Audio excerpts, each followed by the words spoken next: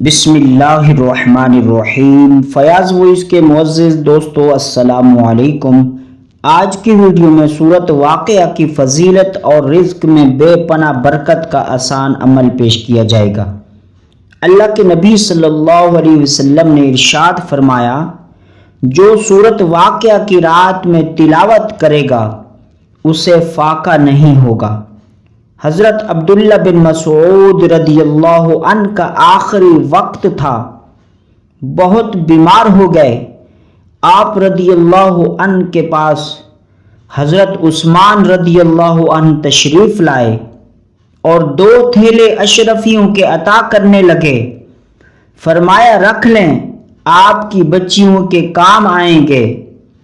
تو حضرت مسعود رضی اللہ عنہ نے نہ لیا اور عرض کی، میں نے اپنی بچیوں کو سورۃ واقعہ سکھا دیا ہے، وہ بچیاں سورۃ واقعہ کی رات کو تلاوت کرتی ہیں، ان اشرفیوں کی انہیں کوئی ضرورت نہیں ہے۔ سبحان اللہ، کیا ایمان تھا اور کیا اللہ کے کلام پر اور نبی صلی اللہ علیہ وسلم کے فرمان پر یقین تھا۔